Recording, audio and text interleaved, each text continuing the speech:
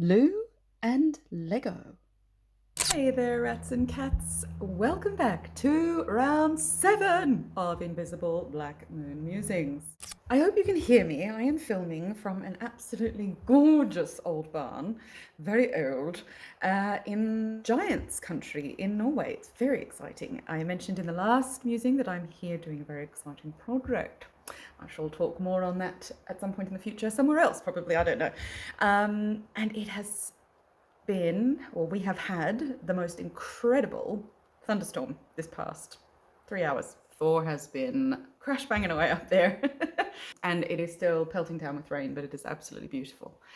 As always, to old and new, I am honoured and thrilled that you're here, joining me as I dive down myriad rabbit holes and muse on what I find. To repeat my pre-ramble for any newcomers, whilst these musings are not necessarily about the moon, I settled on writing for each new moon because it's the one we don't see. She dons her invisible cloak and reminds us that it's okay to take a moment to go into the darkness, recharge, and rebirth for another cycle. The gravitational pull is equally powerful with the new moon as for the full, so she's proof that you don't need to see her to know she's there. And regardless of whether you're pure science, spiritual, or a concoction of both, I'm sure we can all agree that this fantastical ball of energy has a voice that can really pack a punch. So, take a seat, engage brain portals, and set your expectations to anything goes.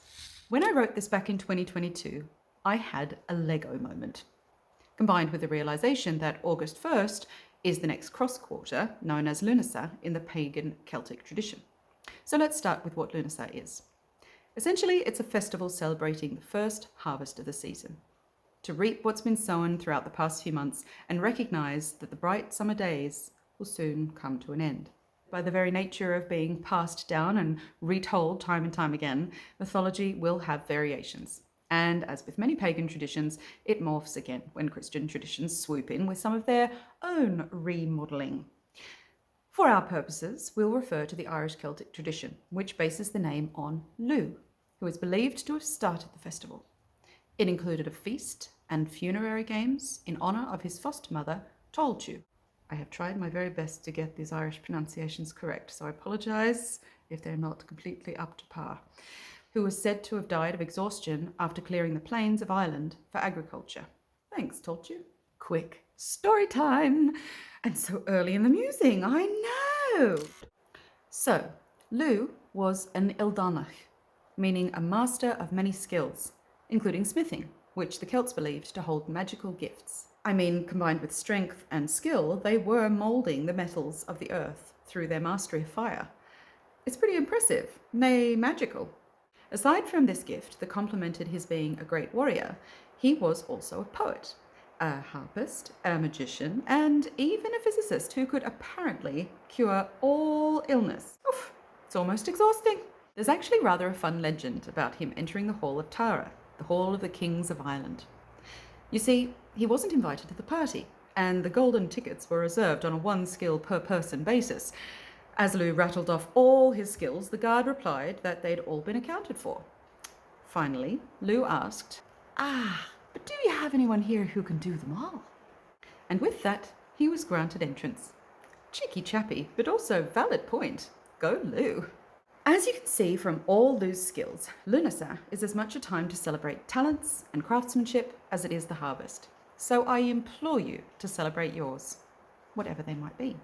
But where does Lego come in? Well, at the time of writing this, I bore witness to the battle of 8.5-year-old versus Lego, and it was understandable, sad, frustrating, and aggravating all at once. The story in brief follows that of said 8.5-year-old. The half is very important. Upon returning from an exhilarating trip to Denmark's famed Legoland, loaded with the best box set ever. Now, for impact, I need to explain that this was a creator box. For anyone who knows this series, I can hear your sharp inhale from here. For those who are not familiar with the modern wiles of Lego, and no one in the room was, this means that the 3 things the box says you can build, yep, you guessed it, can only be built one at a time. Devastation! The dawning of that reality upon this smallish human was epic and spawned one of the most unusual and multidimensional meltdowns I've witnessed in a while. There were tears of frustration and disappointment, all deeply valid feelings necessary to move from one emotion to another, and no doubt there was general exhaustion at play, among other things that may or may not manifest themselves in another dimension. But the thought that struck me was that the mass market, consumer driven element of the one time build Lego might have reached a detrimental peak, negating its original premise. Was the original philosophy of Lego dead? A quick Google search later, and I realised I wasn't alone in my musing. Don't get me wrong, I'm not anti-Lego, and I'm all in favour of the benefits of kids learning to follow instructions. It's great preparation for future IKEA builds. Jokes aside, despite its benefits, if instruction-based play is more prominent than imaginative and creative play, then what happens to curiosity and problem-solving skills? We see so many finished art products in social media now that self-discovery is definitely being muted on some level, simply because the world tells us that this is what art is, and if we can't do it as the packet says, or in the span of a 1-minute time lapse on TikTok, then it's a failure and we just shouldn't bother. Granted, the box in question was labelled and merely misunderstood upon purchase, and this particular series of Lego is kind of harking back to the original notion of build and rebuild from the same tools. But if that message has already been lost on the newest generations, if the "it's not what the box says, therefore it and Lego are shit" is the feeling that rules, then there are some problems afoot, methinks. Lego isn't the problem, but it is a symptom of something seriously amiss. We're entering a revolution of ideas while producing a generation that wants instructions instead, said Seth Godin. Quick change of scenery because recording Vanessa fucked up. But my thoughts on this have certainly been leapfrogging from one lily pad to the next. As usual, I could take you on the journey each of those lilies took me on, but instead I'll go with this. Life gives us a billion pieces with no instruction booklet. Sometimes you get more pieces. Some pieces you'll lose under the couch portal forever. Some will cause you pain when you step on them. Some you'll discard and some you'll treasure. I worry that creative play is falling into the shadows, and if Lego, which to me is or was a great metaphor for life, has been reduced to a mere instruction booklet, then where does that type of thinking reside now? It has to exist somewhere, I guess. My granny told me once, "You like to think a lot, don't you, darling?" Yes, was my answer, and I know I'm not alone. Besides, philosophy's fun, right?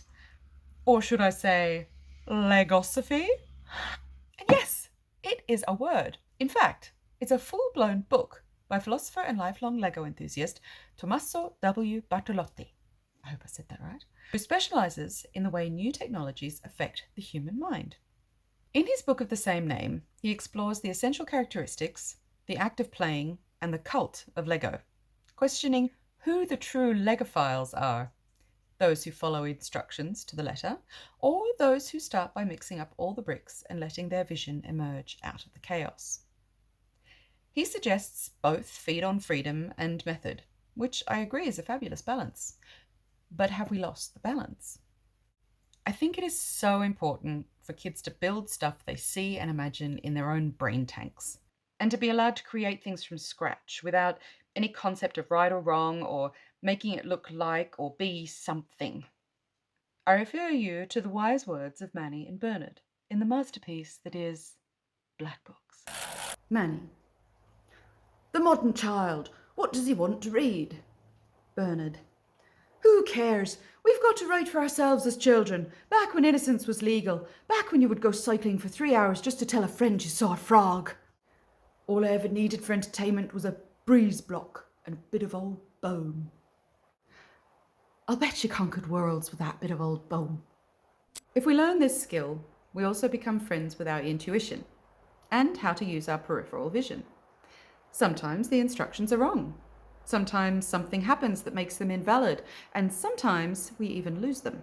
And it's in those moments we need to fall back on the prior knowledge of experience and the memory and trust in our ability to work shit out. Maybe we all have a little bit of Lugh in us after all. Just remember that play is as important in adulthood as it is in childhood. Just because we get older doesn't mean we stop developing. So why on earth would we risk losing that skill and joy? Celebrate your talents. If they're not what they once were or what you expected them to be, pull them apart and stack them anew. Stick them in the forge, heat them up and reshape them. Get creative and honour yourself and your imagination with the chance to play and rebuild. With this new moon and lunar just days past, or Imbolc and the gentle nod of spring for those in the southern hemisphere, maybe take a moment to let your inner magician magic, your inner crafter craft, and your inner imaginator imaginate. See you next time, Moon Musers. Hold on, don't go. With all this chat about Lego, I thought I'd share a quick nostalgic moment with you about what I preferred to play with as a kid. Who remembers Octons? It took me a few searches to remember the name, but oh my goodness, the memories came flooding back. For me, it was about balance and colour. You could see through them, remember? So not only could you use them like a colour palette, overlaying colours to create new ones, but also change the colours of objects around you by using it as a lens. So cool. I'd also try to see how far I could build to one side before it ultimately fell over. Thanks for the memory, little Vanessa. And finally, if you enjoy these moon musings, you can give me a galactical wave by doing the old like and subscribe thing here on the old tube of you. Yes, I know everyone says it, but it actually really bloody helps to be more visible, and I'd love to reach the 100 subscriber mark just so I can have my channel name sans all the random numbers on the end. And I have one of those coffee account thingos. You can find me at ko-fi.com/visibelblack, where you can buy me a coffee, or 2, or 10. And of course, you can see the rest of my artistic life and what I get up to via all the links on my website, visibelblack.com. Simple. I absolutely love that you're all here musing along with me. Happy new moon, and I'll see you in next month's orbit. Mwah! We have been having the most glorious summer thunderstorm. To repeat my there's actually rather a fun legend